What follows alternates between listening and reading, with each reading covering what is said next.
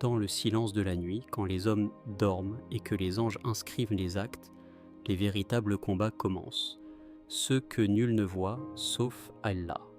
Des attaques invisibles, qui n'épargnent pas même ceux qu'il a choisis pour porter sa lumière. Ces épreuves quotidiennes ne sont pas des malédictions, mais des forges où l'âme se trempe comme l'acier dans le feu. En vérité, c'est dans le rappel d'Allah que les cœurs trouvent la quiétude. Sourate Ar-Ra'd 28. Mais combien d'entre nous se rappellent d'Allah dans le secret de leurs pensées? Chaque jour commence par une bataille invisible. L'homme ouvre les yeux et croit entrer dans un monde paisible. Mais son âme sait qu'une guerre intérieure l'attend. Le croyant, même dans ses gestes les plus simples, ressent le poids de cette lutte. Prier à l'heure ou céder à la paresse. Garder la langue pure ou laisser sortir des mots vides, préserver son regard ou se laisser séduire par l'interdit.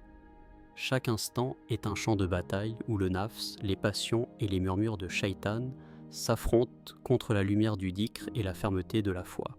Le prophète Mohammed, dans sa sagesse, a brisé une illusion lorsque ses compagnons revinrent victorieux d'une expédition. Vous êtes revenus du petit djihad vers le grand djihad. Ils furent étonnés et demandèrent « Quel est ce grand djihad, ô messager d'Allah ?» Il répondit « C'est le djihad contre soi-même. » Ces paroles résonnent comme un écho éternel, rappelant que l'ennemi le plus redoutable n'est pas toujours à l'extérieur, mais bien tapi dans nos propres cœurs. La colère, par exemple, s'élève soudainement comme une flamme. Elle brûle la raison, trouble le jugement et pousse l'homme vers la brutalité.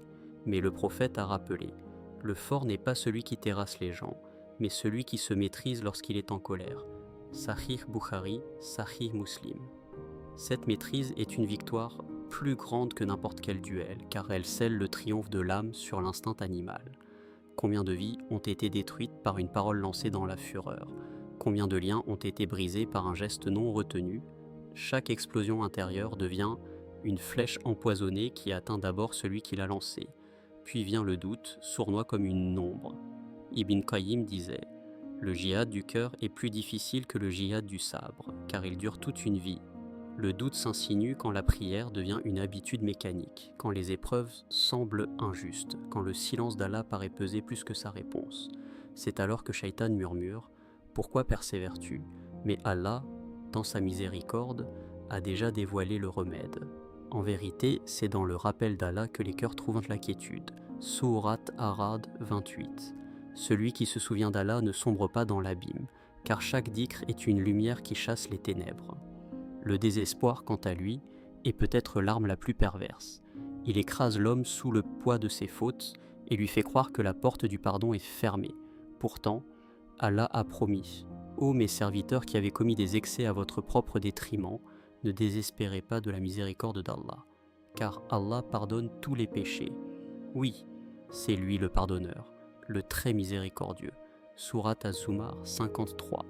Le croyant qui comprend cela sait que même sa chute peut devenir un tremplin, s'il revient à Allah avec sincérité. Mais la lutte ne s'arrête pas là. Elle se cache aussi dans les silences, dans les regards, dans les choix quotidiens que personne ne voit. Al-Razali décrivait le cœur comme un royaume où le roi est la foi et où les passions sont des ennemis cherchant à usurper le trône. Chaque distraction, chaque négligence devient une brèche par laquelle l'ennemi s'introduit. Celui qui veut protéger son royaume doit rester en éveil. As-tu, toi, gardé les portes de ton cœur, ou les as-tu laissées ouvertes au vent de la dunya? Ainsi, les luttes cachées façonnent le croyant autant qu'elles le menacent. L'homme qui avance dans ce combat intérieur porte en lui des cicatrices invisibles, mais aussi des victoires silencieuses. Les gens voient son sourire, sa parole douce, sa patience. Ils ignorent les tempêtes qu'il a domptées pour rester debout. C'est pourquoi les compagnons du prophète étaient des montagnes d'endurance. Leur grandeur ne venait pas seulement des batailles menées à l'extérieur, mais des guerres remportées contre eux-mêmes. Alors, la question se lève comme un miroir. As-tu dompté ton ego, ou est-ce celui qui te domine? Car au jour du jugement, nul ne pourra dire « Je n'ai pas été prévenu ». L'épreuve quotidienne de ton âme est le rappel constant qu'Allah t'a choisi pour un combat plus grand que toi. Allah a révélé une vérité qui résonne comme une épée tranchante. Quiconque place sa confiance en Allah, il lui suffira. Sourate At-Talaq 3. Ces mots ne sont pas une simple consolation, mais une promesse divine qui ne faillit jamais. Le croyant qui s'y accroche trouve en eux un bouclier contre l'incertitude, une source de lumière dans la nuit de l'épreuve. Pourtant, cette confiance n'est pas une simple parole sur les lèvres, c'est un état du cœur. Elle exige de déposer son âme entière entre les mains du Créateur, de croire fermement que tout décret est sagesse et que chaque blessure porte en elle une guérison cachée. Les élus d'Allah, les prophètes, les califes bien guidés, les saints parmi les savants et les pieux prédécesseurs n'ont pas été épargnés par les épreuves. Nuh alayhi salam a prêché pendant 950 ans, supportant le rejet de son peuple. Ibrahim alayhi salam fut jeté dans le feu, et à la fi de ce feu une fraîcheur. Musa alayhi salam se retrouva face à la mer, poursuivi par une armée, et c'est alors qu'Allah ouvrit les yeux. Mohammed, le sceau des prophètes, a connu la faim, l'exil, la perte de ses proches et la trahison de ses ennemis. Si les plus aimés d'Allah ont été éprouvés, comment le croyant espérerait-il cheminer sans rencontrer les tempêtes? Mais les épreuves ne sont pas des châtiments pour celui qui croit. Elles sont des purifications. Allah dit : pensez-vous entrer au paradis alors que vous n'avez pas encore été éprouvés comme l'ont été ceux qui vécurent avant vous?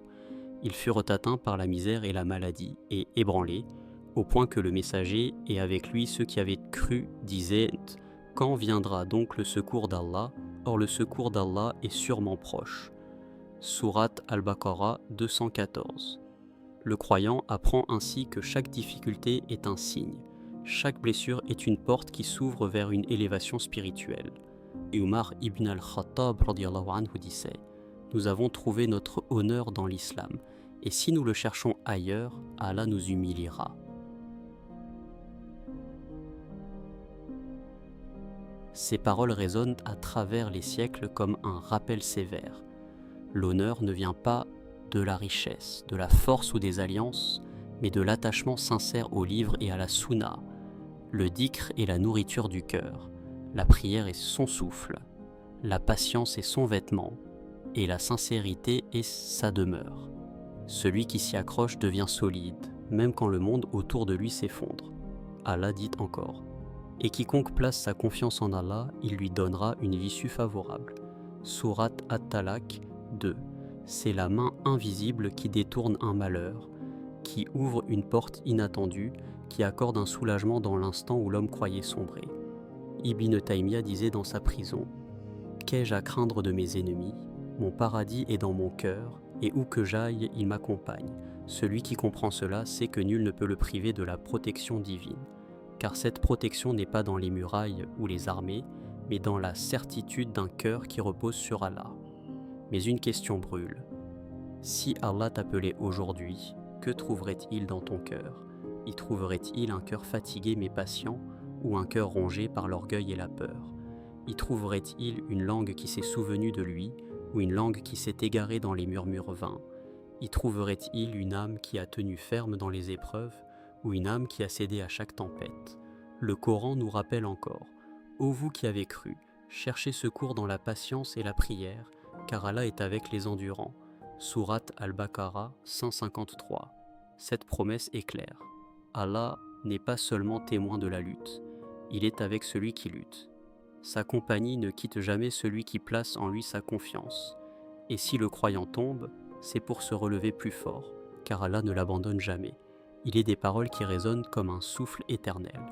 Ibn Taymiyyah, enfermé entre quatre murs, dépouillé de ses livres et de ses disciples, affirmait avec une sérénité déconcertante : qu'ai-je à craindre de mes ennemis? Mon paradis est dans mon cœur. Ces mots bouleversent, car ils dévoilent un secret que peu découvrent. La véritable liberté n'est pas dans les chaînes rompues, mais dans l'âme détachée de la dunya. L'homme peut posséder des trésors, des palais, des foules qui l'acclament, mais s'il s'attache à tout cela, il demeure captif. A l'inverse, celui qui s'attache à Allah devient libre, même dans une prison, même dans la pauvreté, même dans la solitude. C'est pourquoi Allah dit : quiconque place sa confiance en Allah, il lui suffira. Sourate At-Talaq 3. L'appel à l'âme commence dans le silence, là où personne ne peut se cacher derrière ses apparences. Quand les voix s'éteignent et que les regards des autres disparaissent, l'homme se retrouve seul face à son cœur. Alors surgit la question que personne ne peut éviter. à quoi est accroché ce cœur? Est-il suspendu aux fils fragiles de la gloire, de l'argent, des désirs, ou repose-t-il sur la solidité du rappel d'Allah? Le prophète a dit, celui qui croit en Allah est oui koudi. Jour dernier, qu'il dise du bien ou qu'il se taise. Sahih Bukhari. Chaque mot qui quitte nos lèvres devient une trace inscrite. Et au jour du jugement, ces traces reviendront à nous. Certaines seront des lumières guidant nos pas sur le sirat. D'autres seront des chaînes alourdissant nos épaules déjà tremblantes. As-tu déjà mesuré le poids de tes paroles? Une flatterie pour plaire à une créature, une calomnie lâchée dans la colère, une parole inutile qui détourne du dhikr. Toutes semblent légères dans l'instant, mais deviennent des montagnes à portée de main.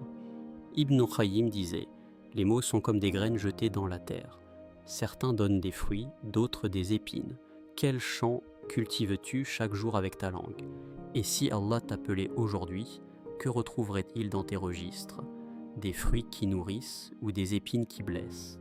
L'âme, elle, est en perpétuel mouvement. Elle monte ou descend, elle s'élève ou s'alourdit. Ibn al-Qayyim décrivait 3 états de l'âme. Al-Nafs al-Amara, l'âme qui incite au mal, Al-Nafs al-Lawama, l'âme qui se blâme, et Al-Nafs al-Mutma'inna, l'âme apaisée. Le voyage spirituel est de quitter la première pour atteindre la dernière. Mais ce chemin n'est pas pavé d'or, il est pavé d'efforts, de larmes, de repentir sincère. Chaque rappel, chaque prière accomplie avec concentration, chaque acte de patience devient une marche vers l'âme apaisée. Et Allah promet « Ô toi, âme apaisée, retourne vers ton Seigneur satisfaite et agréée. Entre donc parmi mes serviteurs et entre dans mon paradis. » Sourate Al-Fajr 27 à 30. Mais où en es-tu, toi, dans ce voyage? Quand ton cœur se tait, quelle voix y résonne? Celle du nafs qui réclame toujours plus de dunya, ou celle de la foi qui appelle à la patience et à la reconnaissance? Quand l'épreuve frappe, ton âme crie-t-elle à l'injustice ou se prosterne-t-elle dans la soumission? Quand l'orgueil s'élève, entends-tu la voix intérieure qui dit « Tu n'es que poussière, et vers la poussière tu retourneras » Les sages disaient « L'âme est comme un cheval, si tu la domptes, elle t'élèvera. Si tu la laisses libre, elle te fera chuter. » L'appel à l'âme est donc un appel à la vigilance, à la lucidité, à la discipline. Chaque instant est une opportunité de la maîtriser ou de la laisser te dominer. Chaque instant est une réponse à une question invisible. Es-tu esclave de tes passions ou esclave du miséricordieux? Et toi, si Allah t'appelait aujourd'hui, que resterait-il de tes paroles, de tes pensées, de tes silences? Seront-ils une lumière pour traverser le pont vers le paradis ou une obscurité qui précipitera ta chute? Le miroir est devant toi, istitsa devant toi, et il ne ment jamais. Al-Ghazali disait que le cœur est semblable à un miroir. Quand il est pur, il reflète la lumière d'Allah comme un lac reflète la clarté de la lune. Mais lorsqu'il est terni par les péchés, il devient voilé, incapable de recevoir l'éclat divin. Ainsi, l'homme marche dans l'obscurité sans comprendre pourquoi son âme s'alourdit. Chaque péché est une poussière qui s'accumule, et chaque négligence est une fissure qui affaiblit le miroir. Mais celui qui polit son cœur par le dhikr et les larmes du repentir le rend à nouveau translucide, et la lumière d'Allah s'y reflète comme le soleil dans l'eau limpide. Les anciens disaient « Celui qui marche avec Allah ne craint pas les ombres ». Cette parole résonne comme une poésie du désert, où le voyageur avance malgré la chaleur, la faim et la solitude, confiant que chaque pas est guidé par une main invisible. Les ombres ne sont que des illusions qui disparaissent à l'aube, mais la lumière d'Allah demeure. Ainsi est la vie du croyant, entouré de peur, d'incertitude, de menaces, mais illuminé par la certitude que rien n'arrive sans la permission de celui qui détient les cieux et la terre. Chaque souffle que nous prenons est un vers écrit dans le livre de nos vies. Chaque regard devient une encre, chaque silence un mot. Le monde pense que les batailles se mènent avec des épées et des armées. Mais les sages savaient que les véritables batailles se déroulent dans les secrets du cœur. Là, un homme lutte pour contenir une colère. Là, une femme lutte pour détourner son regard d'une tentation. Là encore, un jeune lutte contre le désespoir qui l'appelle. Et dans ces instants, invisibles aux yeux des hommes, les anges inscrivent. Rien ne s'efface, tout s'accumule comme des perles de lumière ou comme des chaînes de plomb. Écoute la sagesse des anciens. L'homme est fait de poussière, mais son cœur peut contenir le ciel. Quelle grandeur et quelle responsabilité! Allah a donné au cœur la capacité d'aimer, de se souvenir, de se tourner vers lui. Mais il a aussi averti que ce même cœur peut se durcir comme une pierre et devenir plus impénétrable encore que le roc. Alors chaque instant devient un choix. Polir le miroir ou l'assombrir, écouter l'appel du ciel ou s'enliser dans la terre. Les poètes parmi les sages disaient « Ne laisse pas ton cœur devenir une maison vide où le shaitan s'installe comme un invité, faisant un jardin où le dhikr fleurit, et les anges viendront s'y reposer. » Ces images ne sont pas de simples métaphores, elles révèlent une vérité spirituelle. Le cœur a une atmosphère. Certains cœurs sont lourds et étouffants, car ils sont pleins d'orgueil et de rancune. D'autres sont lumineux et apaisants, car ils sont irrigués par le rappel d'Allah. Et toi, quel parfum émane de ton cœur? Est-ce l'odeur douce de la foi ou l'odeur âcre des passions? Les anciens savaient que le cœur est une lampe.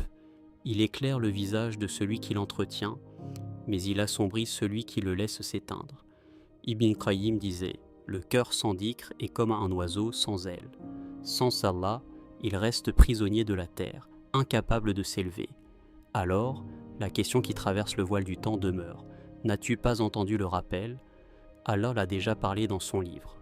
Ces messagers ont déjà transmis sa vérité. Les sages ont déjà laissé leurs conseils. Reste à savoir si ton cœur allait écouter. Si Allah t'appelait aujourd'hui, que trouverait-il dans ton cœur? Une flamme claire, un miroir poli, une demeure habitée par son souvenir, ou un espace vide, assombri, où les ombres ont pris racine. Al-Ghazali comparait le cœur à un miroir. Quand il est pur, il reflète la lumière d'Allah avec éclat, comme l'eau claire d'une source qui renvoie la lumière de la lune. Mais lorsqu'il est terni par les péchés, il devient opaque, incapable de recevoir le reflet divin. Chaque mauvaise action, chaque oubli du dhikr, chaque négligence dans la prière est une poussière qui s'accumule. Et bientôt le miroir ne montre plus rien d'autre que sa propre obscurité. Pourtant, par le repentir sincère, par l'humilité et les larmes dans la nuit, ce miroir peut être poli à nouveau. Et lorsque la surface du cœur est lavée, la lumière d'Allah y descend comme un rayon au travers d'un ciel dégagé. Les proverbes des sages disaient « Celui qui marche avec Allah ne craint pas les ombres. » L'ombre n'est qu'une illusion de la lumière détournée, elle ne peut effrayer celui qui connaît la source de toute clarté. L'homme qui s'attache à la dunya tremble devant ses pertes, ses manques, ses peurs, mais celui qui s'attache à Allah avance même au milieu des ténèbres. Pour lui, la nuit n'est pas un piège, elle est un voile qui cache une lumière encore plus grande. Chaque souffle devient un champ de bataille. Quand tu inspires, l'ange inscrit. As-tu remercié Allah de cette vie qu'il renouvelle en toi? Quand tu regardes, l'ange inscrit. As-tu préservé ton regard ou l'as-tu laissé vagabonder vers ceux qui te détournent de ton Seigneur? Quand tu te tais, l'ange inscrit encore. Ton silence était-il un recueillement ou une négligence? Chaque instant, visible ou caché, devient une page dans le livre qui s'ouvrira au jour où nul secret ne sera dissimulé. Les anciens enseignaient que l'homme porte en lui deux paysages, l'un fertile et lumineux, l'autre aride et sombre. Le paysage fertile est nourri par le dhikr, irrigué par la prière, embelli par le Coran. Le paysage aride, lui, se dessèche par l'oubli, se fissure par l'orgueil et devient le terrain où s'installent les murmures de Shaitan. Le cœur choisit chaque jour où il plante ses graines. Ibn Qayyim disait « Le dhikr est à l'âme ce que l'eau est à la plante.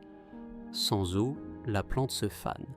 Sans dhikr, le cœur se brise. » Les poètes soufis disaient encore « Ne laisse pas ton cœur devenir une maison vide où les vents des passions circulent librement. Fais-en un jardin où fleurissent le rappel et la patience, et tu verras les anges s'y reposer. Car en vérité, le cœur a une atmosphère. Certains cœurs sont étouffants, lourds de rancune et de désir, comme des cavernes sans lumière. D'autres sont apaisants, parfumés de foi, et quiconque s'en approche y trouve la sérénité. Al-Ghazali avertissait « L'homme peut vivre avec un cœur vivant ou avec un cœur mort. Le vivant voit Allah dans toute chose, le mort ne voit que lui-même. Cette parole est comme une épée qui tranche l'illusion. Un cœur qui s'oublie dans la dounia meurt peu à peu, même si le corps respire encore. Mais un cœur vivant reste éveillé même au milieu des épreuves. car il sait que chaque douleur est une invitation au retour vers Allah. Alors entends le rappel qui traverse les siècles. Chaque souffle, chaque silence, chaque regard est inscrit. Rien n'échappe. Les pas que tu fais dans l'ombre résonnent dans l'éternité. Les larmes que tu verses dans le secret sont des perles collectées par les anges. Et les péchés que tu caches, si tu ne les effaces pas par le repentir, deviendront des témoins contre toi. N'as-tu pas entendu le rappel ? Le Coran est descendu pour te secouer. Les hadiths sont transmis pour t'éclairer. Les paroles des sages sont conservées pour t'avertir. Si Allah t'appelait aujourd'hui, que trouverait-il dans ton cœur ? Un miroir brillant qui reflète sa lumière ou une surface brisée qui n'a plus de place pour sa présence ? Les attaques invisibles qu'Allah impose à ses élus chaque jour sont des épreuves taillées dans la sagesse divine. Elles ne sont pas des punitions mais des rappels, des coups portés contre l'illusion que la vie ici-bas est un havre de repos. Ces luttes secrètes, que nul autre que toi et ton Seigneur ne connaît, sont les forges où l'âme se trempe. Comme le feu purifie lors de ses impuretés, ainsi les épreuves brûlent les attaches de la dunya pour révéler la sincérité du cœur. C'est pourquoi Ibn al-Qayyim disait « Les blessures que tu portes sont les clés qui ouvrent les portes du paradis, si tu les supportes avec patience. » Le prophète Muhammad nous a avertis. Le paradis est entouré de choses désagréables, et l'enfer est entouré de désirs. Sahih Muslim. Chaque jour, tu marches entre ces deux chemins. Les désirs te séduisent comme un parfum trompeur, et les épreuves t'écrasent comme une lourde montagne. Mais c'est dans ce poids que se cache ton élévation. Celui qui résiste aux désirs et endure les épreuves devient comme l'acier forgé par le feu, solide, tranchant, indestructible. Celui qui se détourne chancelle et se brise au premier souffle. Les élus d'Allah ont toujours été éprouvés. Nour alayhi salam patienta face à la moquerie de son peuple. Ibrahim alayhi salam fut testé par le sacrifice de son fils bien-aimé.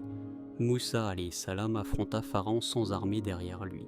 Et Muhammad, le plus aimé d'Allah, enterra ses enfants, fut expulsé de sa terre, insulté, blessé, affamé. Si eux, les plus purs des hommes, ont été façonnés par des tempêtes, comment penser que toi, croyant ordinaire, tu seras épargné ? Allah t'éprouve parce qu'il veut te purifier, non parce qu'il veut t'écraser. Mais il existe une vérité que tu ne peux ignorer. Chaque attaque invisible laisse une marque sur ton cœur. L'orgueil ouvre une brèche. La colère creuse une fissure. Le désespoir assombrit la surface. Et si tu ne fermes pas ces blessures par le repentir et le dhikr, elles deviennent des portes où Shaitan s'installe. Le prophète a dit « Dans le corps, il y a un morceau de chair. S'il est sain, tout le corps est sain. Et s'il est corrompu, tout le corps est corrompu. C'est le cœur. » Sahih Bukhari, Sahih Muslim. Ce morceau de chair est ton champ de bataille, ta forteresse ou ton point faible. Alors la question qui transperce comme une flèche demeure. As-tu fait de ton cœur une forteresse pour Allah ou un champ ouvert aux assauts du nafs et de Shaitan ? Si ton cœur est une forteresse, chaque rappel y devient une pierre solide, chaque prière une muraille, chaque larme un ciment. Les attaques viennent, mais elles se brisent contre ces remparts. Si ton cœur est un champ ouvert, les désirs y poussent comme des mauvaises herbes. Les passions y brûlent comme un feu sans contrôle. Et chaque souffle de Shaitan y trouve un abri. Le Coran dit « Le jour où ni les biens ni les enfants ne seront d'aucune utilité, sauf pour celui qui viendra à Allah avec un cœur saint. » Surat Ash-Shu'ara 88 à 89. Tout ce que tu bâtis dans ce monde s'effondrera sauf cela, l'état de ton cœur devant ton Seigneur. Là-bas, ni tes titres, ni tes richesses, ni tes alliances ne parleront pour toi. Seule la sincérité de ton cœur, polie par le dhikr, lavée par le repentir et fortifiée par la patience, sera acceptée. Ne crois pas que tu as encore des années devant toi. Chaque souffle est une ligne écrite dans ton livre. Chaque jour qui passe est un pas vers ta tombe. Chaque épreuve est une chance d'élever ton âme ou de l'enchaîner davantage. Et la voix des anciens, des prophètes, des sages résonne encore. Celui qui marche avec Allah ne craint pas les ombres. Alors, regarde ton cœur aujourd'hui. Est-il une forteresse habitée par la lumière d'Allah ou un champ abandonné où Shaitan a planté ses bannières ? Car demain, quand les trompettes sonneront, il sera trop tard pour rebâtir ce que tu as laissé en ruine.